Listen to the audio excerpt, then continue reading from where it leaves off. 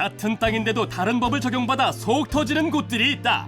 저긴 되고 여긴 안 되는 요상한 이유. 사실 바로 옆인데 사실 3걸음으로 쳐도 뭐 2~3걸음만 지나면은 2단지고 3단지인데 지금 2단지하고 3단지 몇 걸음 때문에 건폐율 10%라는 차이가 있다는 건 상당히 안타깝죠. 같은 붙어있는 공장이 있는데 여기만 되고 저기는 안 된다고 그러니까 너무나 참담하죠. 공장 증축을 둘러싸고 벌어진 황당한 논란. 과연 무슨 일이 벌어진 것일까?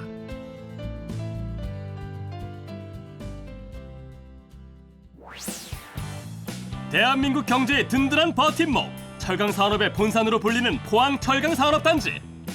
이른바 영일만의 기적이라 불리며 포항의 발전 신화를 상징하는 이곳은 연간 16조 9천억 원의 철강 제품 생산액을 자랑하고 있다. 그런데 이곳 산업단지에 그동안 남모르는 한숨이 쌓여가고 있었다는데, 산업단지에 입주한 한 기업의 관계자, 오늘도 단지 도면만 보면 한숨이 나온다. 지금 여기 어떤 일로 나오셨어요? 예, 포항철강공단이 1, 2, 3, 4단지가 있습니다. 근데 지금 1단지와 3단지가 건폐율이 2단지와 4단지에 비해서 10%가 낮기 때문에 참 개선점이 상당히 많기 때문에 제가 이게 현상이 어떤지를 파악하기 위해서 나왔습니다.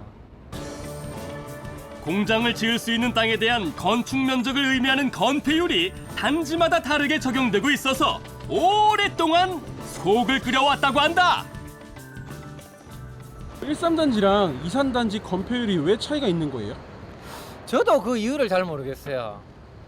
왜 그런지 사실 똑같은 철강공단 단지 내에 있는데 어느 단지는 70%고 어느 단지는 80%고 저희 회사 같은 경우는 딱 경계선인데 바로 옆 공장은 80%의 건폐율을 차지하고 있고 저희는 70%만 지금 건폐율을 차지하고 있거든요. 저도 그 부분에 대해 이해가 안 갑니다.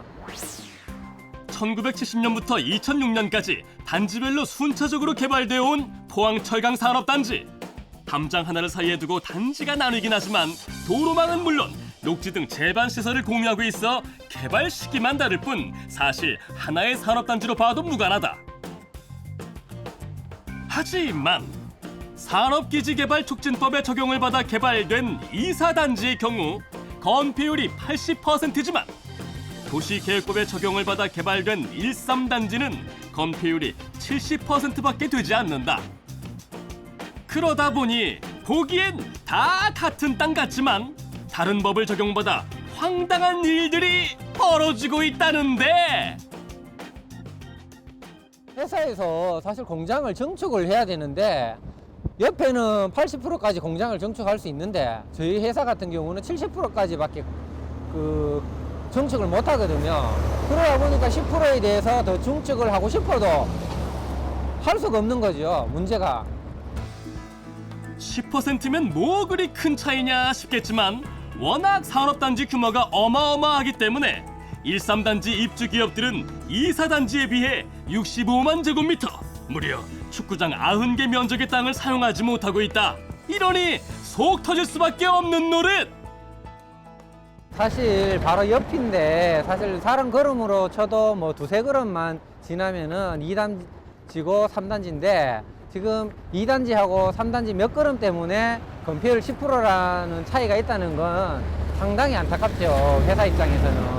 그런 부분에서도 충분히 더 많은 이득을 낼 수 있는데 그 부분 때문에 사실 그 이득을 못 내는 부분이 상당히 안타깝게 생각이 됩니다. 이러한 황당한 건폐율 차이로 인해 13단지 입주 기업들은 관할 지자체에 끊임없이 개선을 요구해왔다. 정명선입니다. 저는 여기 3단지에 입주해 있는 업체입니다.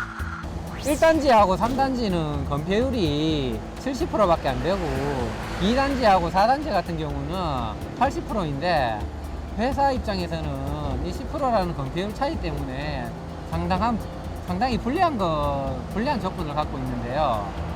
이걸 어떻게 개선할 수 있는 방법은 없습니까?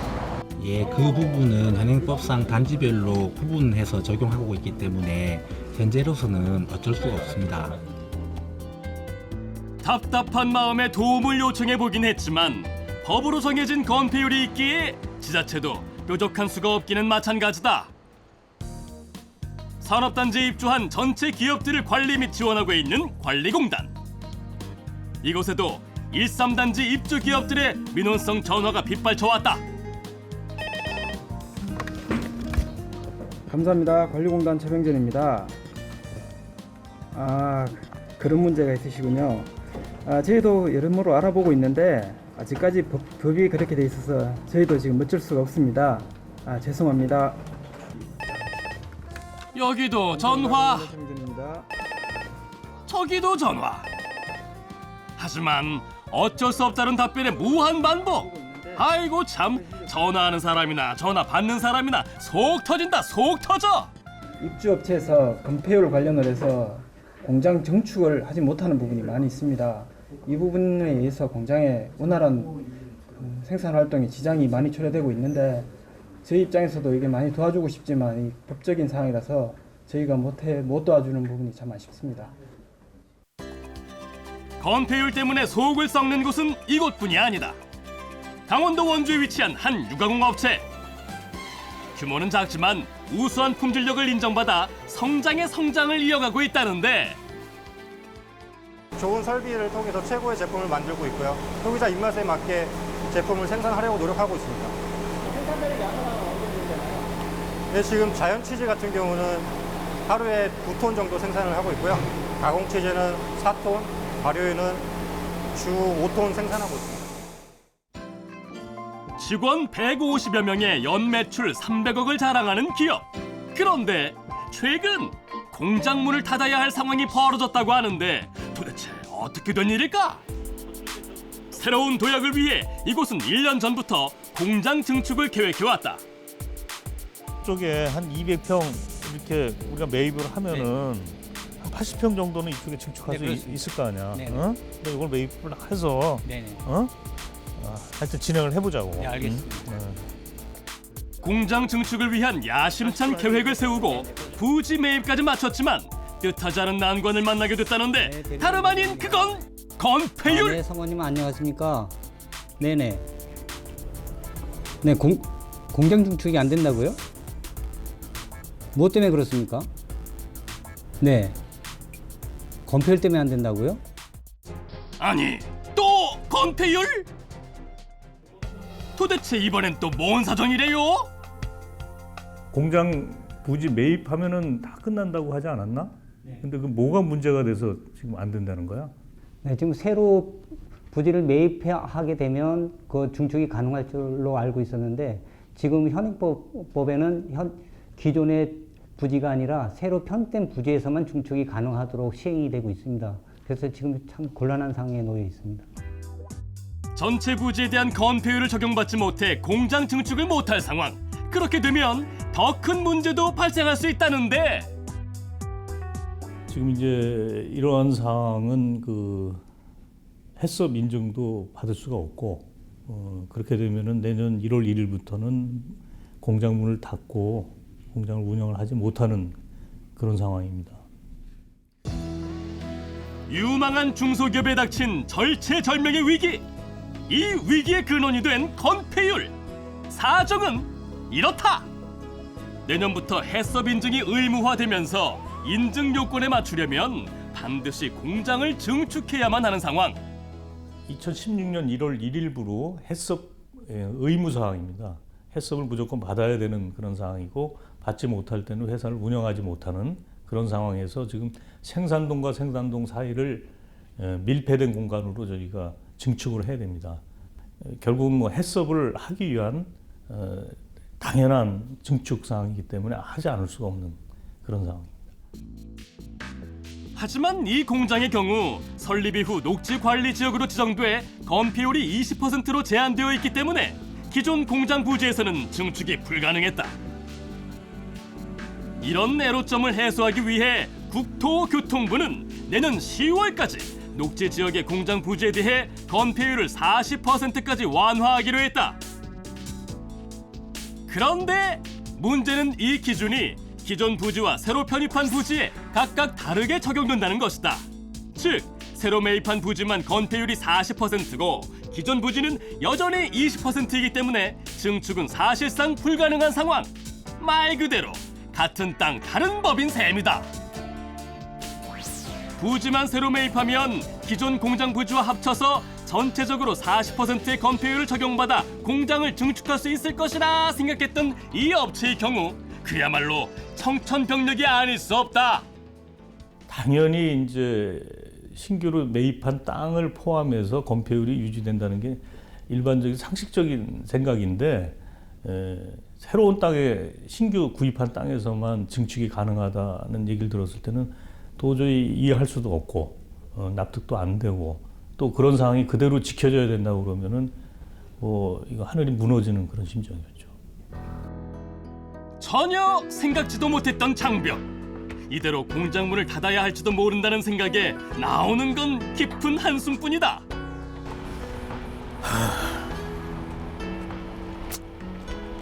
답답하죠. 아니, 상식적으로 이해도 안 가고 그 어렵게 1년 6개월 걸쳐서 땅까지 매입을 했는데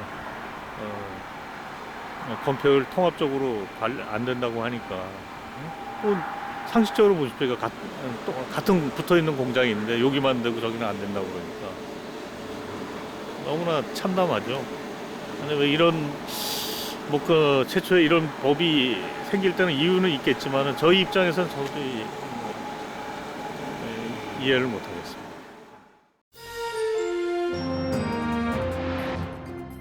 같은 땅 다른 법 때문에 어려움을 겪는 기업들의 문제를 해결하기 위해 지자체들도 두 팔을 걷어붙이고 나섰다. 우리 포항 철강산업단지가 1, 2, 3, 4단지가 있는데 그 단지별로 그 건폐율이 다릅니다. 이렇게 된 게 몇십 년 동안 내려오면서 기업들이 상당한 불편을 겪고 있고 꾸준히 이제 건의가 들어오는데 우리가 이 부분에 대해서 어떻게 하면은 규제를 계획할 수 있는지 그 필요성을 어떻게 여러분들이 얘기를 한번 해보세요.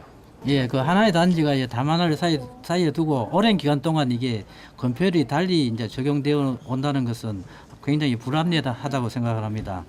이게 뭐 가치의 80%로 조정이 돼도 아무런 문제가 없다고 생각을 합니다. 포항시는 불합리한 기업 규제 해소를 위해 기업들의 민원을 면밀히 검토하고 정부에 적극적으로 규제 개선을 건의했다. 그리고 이런 민원을 심사숙고한 국토교통부는 포항철강산업단지 내 1, 3단지의 건폐율도 2, 4단지와 마찬가지로 80%까지 상향 조정할 수 있도록 규제를 개선했다. 당장 이제 철강 134에 들어와 있는 200만 평에 있는 기업들은 추가로 거기에 창고라든지 또는 새로운 생산 라인이라든지 이런 것을 바로 건축을 하고 있고요. 그에 따른 그 설비 투자, 그다음에 고용 정대 이런 직접적인 효과가 있을 뿐만 아니라 향후에 포항이라는 도시가 기업 투자하기에는 아주 적극적으로 아주 활동하는 그런 아주 공격적인 도시다 이렇게 되기 때문에 장기적으로는 투자를 적극적으로 유치하는 데 굉장히 큰 이런 이 전파 효과가 있지 않을까 이렇게 봅니다. 원주시에서도 당장 문을 닫을지 모를 기업을 살리기 위한 노력이 이어졌다. 원주 지역에 그 건실한 중소기업이 있는데 그 건폐율 문제로 해서 많은 어려움을 겪고 있는데 그 해결할 수 있는 좋은 방법이 있으면은 공장이 가동 중단 위기에 있기 때문에 이 건은 이제 국토교통부와 국무총리실 규제개선 추진단에 한번 건의를 해서 현지 방문이나 이렇게 통해서 검토를 한번 다시 해주는 것 쪽으로 요청을 해야 될 것 같습니다. 원주시는 중앙부처의 시행령 개정을 건의하고 국무총리실 규제개선 추진단, 국토교통부 등과 수차례 간담회를 가지며 현장 조사도 벌였다. 과거에는 원론적인 법을 적용해서 처리하던 과정을 이제는 기업 현장을 직접 방문해서 규제를 풀어나가는 보다 적극적인 방법으로 이를 추진하게 되었습니다. 국토교통부는 많은 검토를 거쳐 불합리한 시행령을 개정해 기존 공장 부지와 추가 편입 부지에 모두 40% 건폐율 특례를 적용하기로 했다. 이번에 규제 완화 대상이 되는 업체는 녹지 관리 지역, 용도 지역 이전에 준공된 공장입니다. 저희가 전국적으로 기존 공장을 조사를 해보니 한 4천여 개 정도 분포해 있는 것을 저희가 파악을 했고요. 이 중에서 한 5% 정도 수준인 200여 개 공장이 중축이 되는 경우에 약 800억 원의 투자 창출 효과가 기대되고 있습니다. 지자체와 중앙정부의 긴밀한 협력을 통해 이루어진 규제 개선. 일선 기업들에게는 가뭄의 담비와도 같은 선물이 아닐 수 없다. 아 정말요? 80% 받겠다고요? 아 감사합니다. 우리 그럼 뭐 10% 더 정축할 수 있게 됐네요. 아무튼 감사하게 생각합니다. 감사합니다. 회사에서 한 10% 정도 더 정축을 해서 공장을 정축을 하게 되면은 뭐 사람들도 더 채용이 되고 일단 회사 측면에서 상당한 이익이 발생을 하죠. 예, 실제적으로 건물은 10% 늘어나지만은 회사 이득은 뭐 20% 30%도 더 늘어난다고 봐야죠. 이러한 건폐율 규제 개선에 따른 건축 및 설비 투자로 기대되는 경제적 효과는 5천억 원 이상이 될 것으로 보이며 공장 증설에 따른 고용 효과까지 기대되고 있다. 원주 공장에도 공장 가동 중단이라는 큰 위기를 넘기며 웃음꽃이 활짝 피었다. 이번에 그 건축법 건폐율이 그 국토부에서 개선이 됐습니다. 그래서 이번에 이제 우리 공장도 그 개선안에 따라서 이제 기존 공장 부지에 증축을 할 수 있게 되었습니다. 규제 개선 하나가 최악의 상황까지 몰렸던 건실한 중소기업을 살린 셈이다. 저희가 제2 공장이 좀 작지는 하지만은 그래도 연매출 거의 한 7, 80억 하는 매출을 하고 우리 종업원이 한 50명 정도 그쪽에서 근무를 하는데 만약에 운영이 안 되면 그 치즈 제품도 생산을 못하고 직원들도 또 다 내보내야 되는 그런 입장에서 이제 법이 개선이 된다고 그러니까 이거는 뭐 말로 표현할 수가 없죠. 그러면서도 굉장히 그 정부에 대한 신뢰도 갖고 믿음을 갖게 됐습니다. 건폐율 문제가 해결되면서 공장 증축이 가능해졌고 이를 통해 올해 330억 원의 매출을 예상하고 있으며 20-30명의 직원도 신규 채용할 계획이다. 결국은 혁신이라는 게 어려운 게 아니라는 생각이 듭니다. 소통을 원활히 하고 현장을 직접 가보고 하는 과정에서 굉장히 어려운 문제도 쉽게 풀릴 수 있다. 그러니까 소통이라는 것이 소통이 곧 혁신이다 이렇게 생각이 듭니다. 현장의 이야기에 귀를 기울이고 직접 발로 뛰며 눈으로 확인하는 과정. 그 과정 속에서 진정한 혁신의 결과물이 만들어지는 것이 아닐까 싶다.